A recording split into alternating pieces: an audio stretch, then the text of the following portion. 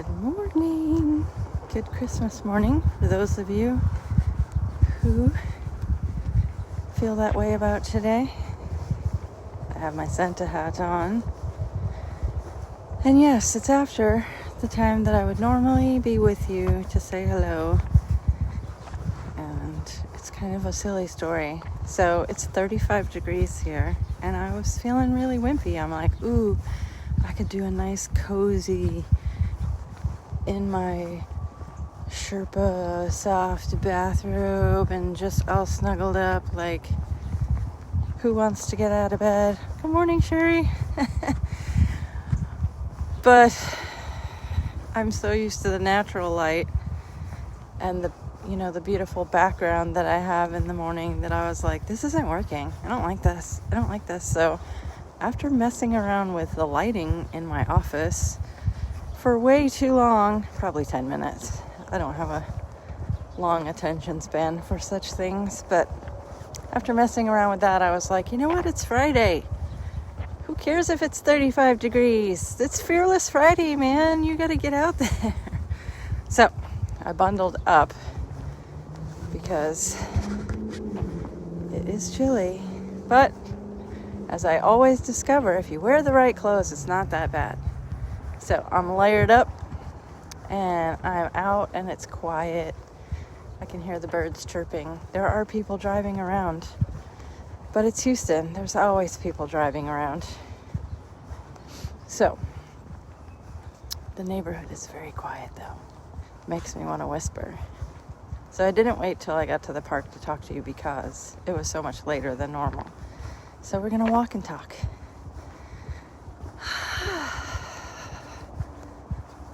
If you're just joining us, good morning. Yay, sunlight, real light. So, a million thoughts running through my head. And like I tell you, I normally think about all those millions of things on the way to my little special place before I start to try and open my mouth and say things. But today you get walk and talk. So the other thing I thought was, for all the people who can't get out of bed and put on their clothes and go outside and take a walk in the fresh air, I'm going to do that mindfully. And then the other word that kept coming up was traditions. I have all kinds of friends who celebrate all kinds of ways, and some of that means that they don't celebrate Christmas, and some means that they do it to the nth degree. So I just wanted to remind us all today that the label on the calendar doesn't make the day. It's what we do with our time with each other that makes the day. So I had, I would say, Christmas for me as a child, a young child, like the Santa years, let's call it that, just for purposes and intents this morning. Very innocent, very real feelings of warmth and love and family and tradition. And I can't cry 2 days in a row.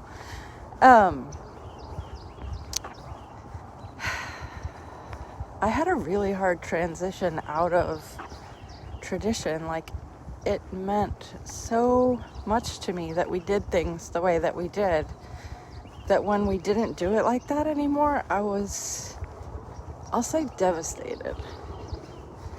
So, and that's just life. Like, families grow, and hi, Lindsay. In our case, more cousins, and there were just more people than you could fit around a table, and marriages were happening and babies were being born. So it was who's going to go where for what and blah, blah, blah. And then, I lived with my grandparents for a long time, and that's where the center of activity was. And then my mom got remarried, and we moved out of my grandmother's home. I say grandparents' home, because it was a team. They both worked together to make it a home, and that was my mistake for leaving Grandpa out. It wouldn't have been the same without him in any way. So, so the year that we moved out of my grandmother's and grandfather's home was the year that the Santa years ended for me. And so it was like this double whammy of what is happening in my life. Like the end of innocence at 7. It was the end of the world as I knew it, right? So I've been doing a lot of thinking about how did I become the way that I am today. And my childhood keeps coming up, and I know that sounds corny, and a lot of people are like, get over it, you're an adult now, make your choices. But when you're filtering through the emotions, right, and you have response patterns to things. So while that may not be the most traumatic thing in the whole world, it definitely shaped everything for me. So I guess what I'm saying is I've always been attached to traditions and deathly afraid that they're going to go away. And I feel like that's what everybody is struggling with this year. 2020. I'm not even going to say the C word because I'm tired of it. But, right? That's what that whole new normal crap is about, right? Like our traditions, our way of being in the world, our story of the world is being dismantled and put back together differently. And some of us are finding that can be a really great thing, right? Like, why was I doing it that way anyway? I don't know. We just always did it like that, right? And so you start doing something new that's really powerful. But on the other end of that spectrum is but I loved it that we did it that way, and I miss it that we're not doing it that way. Like, how do we get through Christmas without people feeling like they can get together with their families?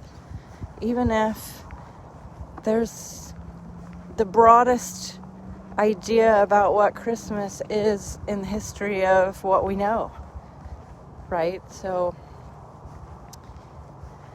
rather than argue about the label on the calendar, I think we've all had to look at what is being a human being. And that's so deep and so connected to tradition and who we are and how we show up. And it's so hard. So hard. And this is episode 36, so for 12 weeks,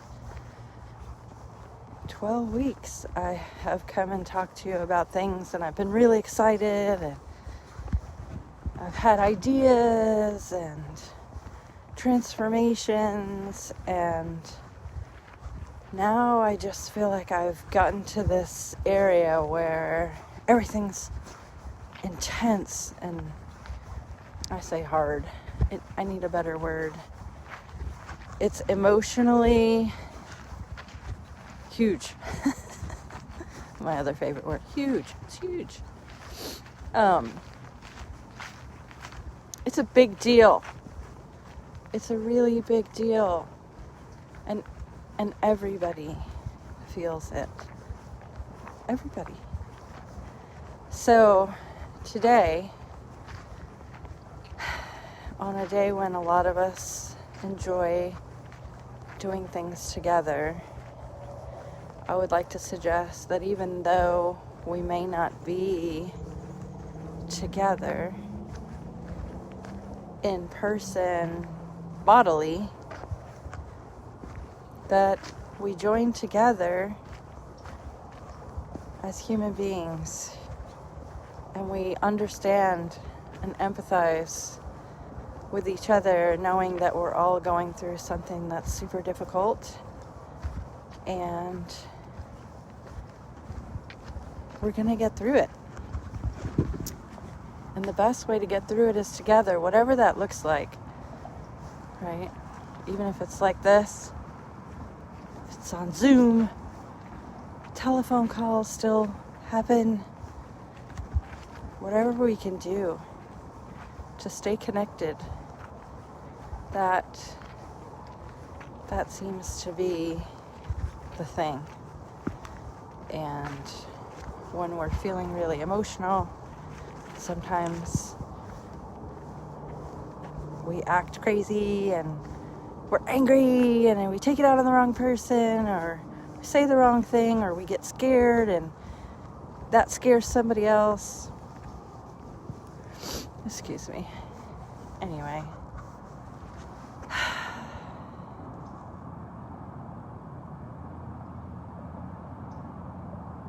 That's all I can offer you, is the hope that the more we do things together, the more we find our people, the more we reach out, the more we apologize, the more we take responsibility for ourselves and our actions in every way,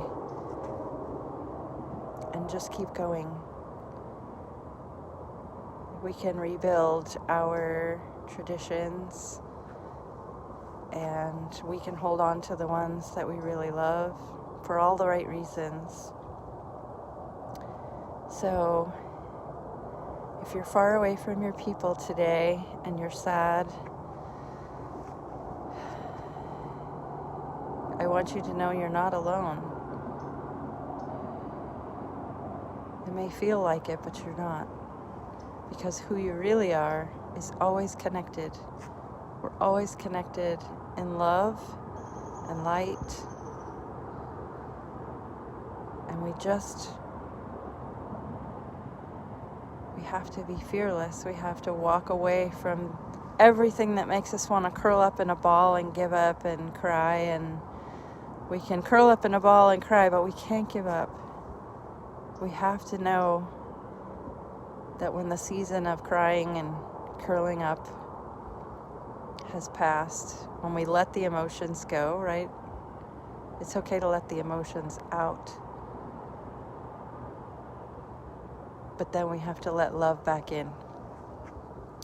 So, let it out, curl up in a ball, wrap yourself in your blanket, cry your tears, hug your people if you're lucky enough to see them, call them, Zoom them, house party them, Facebook Live them, Facebook Messenger message them, something. Reach out. Tell people you love them. Don't wait.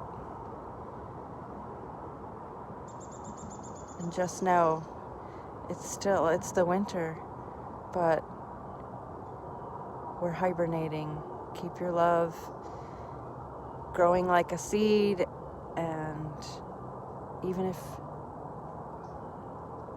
if you can't see it yet, we're gonna have a beautiful garden not too long from now. So let's grow good things out of the fertile soil of our feelings, right? We're feeling all the things. Hi Debbie, Merry Christmas. So, let it be, let it be, let it be. And know that you're loved. I mean it, for real. So, Have a day of love. My loves, I love you. I appreciate you. I want you to love and appreciate you too. So tell me hi in the comments. I know you're out there listening. Not everybody says anything. And I need a little virtual hug. So send me a hug emoji or a heart emoji and let me know that you know that I love you and we're together. I'll see you on Monday. Namaste, Debbie. Thank you.